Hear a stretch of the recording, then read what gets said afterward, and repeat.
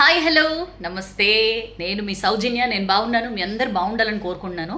మీ మీద నాకు కంప్లైంట్ ఉందండి. ఏంటంటే నేను అనలిటిక్స్ చూస్తుంటే వీడియో పూర్తిగా చూసే వాళ్ళ సంఖ్య చాలా తక్కువగా ఉంది. అసలు మొదటి కాసేపట్లోనే డౌన్ అయిపోతుంది. ఇంకొంతమంది అయితే విషయం తెలిసిపోయిన తర్వాత వెంటనే వెళ్ళిపోతున్నారు. నేను ఆలోచించా దీని గురించి, ఎందుకు జనాలకి ఇంత సహనం లేకుండా అయిపోయింది, ఎందుకు ఇంత అటెన్షన్ స్పాన్ ఎందుకు తగ్గిపోయిందని. నేను తెలుసుకున్నది ఏంటంటే, మన అటెన్షన్ స్పాన్ ఇలా ఉంది కదా, జెన్జీస్ అటెన్షన్ స్పాన్ అంట 8 సెకండ్స్ అంట. వాళ్ళు 8 సెకండ్స్కి మించి దేని మీద తదేకంగా దృష్టి పెట్టలేరట. ఇలాంటి అనేక విషయాలు నేను తెలుసుకున్న, త్వరలోనే దానికి సంబంధించిన వీడియోస్ కూడా పెడతాను. దానికంటే ముందు ఈ వీడియో మీరు మొత్తం చూడాలి, మొత్తం అని కోరుకున్న ఈ వీడియో, ఎందుకంటే మనం అందరం ఫేస్ చేస్తున్న ఇష్యూ గురించే. సో షేర్ కొట్టేసేయండి ఆలస్యం చేయకుండా. చలో ఇంకా స్టోరీలోకి వెళ్ళిపోతా. అనగనగా ఒక రాజ్యం, దానికి ఒక రాజు. అయితే రాజుకి ఎవరు వారసత్వం ఉండరనమాట. కొడుకులు కానీ కూతురు కానీ, జనరల్గానే కూతుర్లకు ఎవరు, కొడుకులు ఎవరు ఉండరు. సో అతను బాగా ఇబ్బంది పడుతుంటాడు, ఎవరు నా తర్వాత రాజు ఎవరు, నా తర్వాత రాజు ఎవరు అని. అయితే మంత్రిని పిలిపిస్తే, ఏముంది సార్, మీరు ఎవరిని అనుకుంటే వాళ్లే కదా రాజు అని చెప్పంటే, కాదు అని చెప్పి ఓ గురుగారి దగ్గరికి వెళ్తే, ఏం చేయాలి గురుగారు, ఇట్లా నెక్స్ట్ నా తర్వాత ఈ రాజ్యాన్ని ఎవరు చూసుకోవాలనే దాని మీద నేను బాగా మదన పడిపోతున్నాను అంటే, ఏముంది రాజా, ఒక పని చేయండి, ఒక ప్రకటన చేయించండి. రేపు సూర్యాస్తమయం టైం కల్లా, సూర్యాస్తమయం అయ్యే లోపు, అంటే సూర్యుడు అస్తమించే లోపు ఎవరైతే నా దగ్గరకు వస్తారో వాళ్ళే ఈ రాజ్యానికి రాజు అని చెప్పి ప్రకటించండి అని. అప్పుడు రాజు, మంత్రి పక్కనే ఉంటాడు. మంత్రికి ఏం అర్థం కాదు, ఇదేంటి ఇట్లా చెప్తారు, ఎట్ ర్యాండమ్ ఎవరినైనా అట్లా పెట్టేస్తారా అని చెప్పి. రాజుకు విషయం అర్థమై, సరే గురుగారు అని చెప్పి వెళ్తాడు. వెళ్ళి మొత్తం ఢంకా బజాయిస్తారనమాట, డిండోరా అంటారు కదా, మొత్తం రాజ్యంలో చాటింపు వేయిస్తారు. రేపు సూర్యాస్తమయం ముగిసేసరికి, సూర్యుడు అస్తమించే లోపు ఎవరైతే రాజుగారి దగ్గర ఉంటారో వాళ్ళే నెక్స్ట్ ఈ రాజ్యానికి రాజులు అవుతారు అని చెప్పి ప్రకటిస్తారు.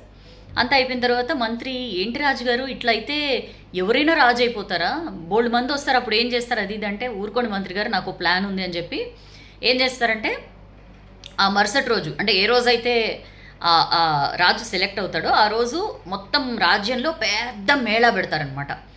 అన్నీ ఫ్రీ, తిన్న వాళ్ళకి తినడం, వినోదానికి వినోదం, విందుకు విందు, తాగుడుకు తాగుడు, మొత్తం అన్ని రకాల ఎంటర్టైన్మెంట్ అండ్ అమ్యూజ్మెంట్ పెడతారనమాట. అన్నీ ఎక్కేటివి ఉంటాయి, ఈ జైంట్ వీల్స్ అవి ఇవి, మొత్తం అన్ని రకాల ఎంటర్టైన్మెంట్, అది కంప్లీట్ ఫ్రీ అనమాట. అదొకటి పెడతారు. ఇంకా అసలు విపరీతంగా ఎంజాయ్ చేస్తుంటారు జనాలు. ఎంత బిజీ ఉంటారంటే అందులో నిమగ్నమైపోయి, శుభ్రంగా దొరికింది తింటారు, ఎంజాయ్ చేస్తారు, ఆటలు ఆడతారు, సినిమాలు చూస్తారు, ఇంకా రకరకాలుగా ఎంజాయ్ చేస్తూ ఉంటారు అనమాట. అయితే సూర్యాస్తమయం టైం దగ్గర అవుతూ ఉంటుంది.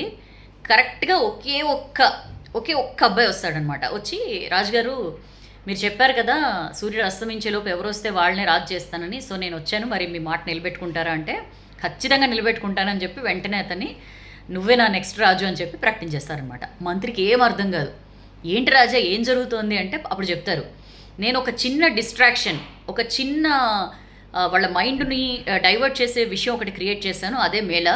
అందులో అందరూ బిజీ అయిపోయారు. వారు దేనికోసం అయితే, ఏదైతే లక్ష్యం అంటే సూర్యుడు అస్తమించే లోపు రాజుగారి దగ్గరికి వెళ్తే మనమే నెక్స్ట్ రాజు, అంత పెద్ద టార్గెట్ ఉంది వాళ్ళ ముందు, అంత పెద్దది ఉంది. అయినా సరే వాళ్ళు ఆ మాయలో పడిపోయి, ఆ డిస్ట్రాక్షన్లో పడిపోయి అసలు వాళ్ళ టార్గెట్నే మర్చిపోయారు. బట్ ఈ అబ్బాయి మాత్రం అదే లక్ష్యాన్ని పెట్టుకున్నాడు, రాజు అవ్వాలనుకున్నాడు, కరెక్ట్గా టైంకి వచ్చాడు, రాజు అయ్యాడు. రాజు అవ్వడానికి ఇంతకంటే మంచి లక్షణం ఏం కావాలి అని చెప్పి అంటారు. మంత్రి కూడా, అబ్బా సూపర్ మా రాజుగారు అని చెప్పి అనుకుంటాడు అనమాట. చాలా చిన్న స్టోరీ అండి, బట్ మీకు నాకు మనందరికీ అప్లికబుల్ అవుతుంది. Lot of distractions around us, in fact distractions అనే అనొచ్చు వాటిని.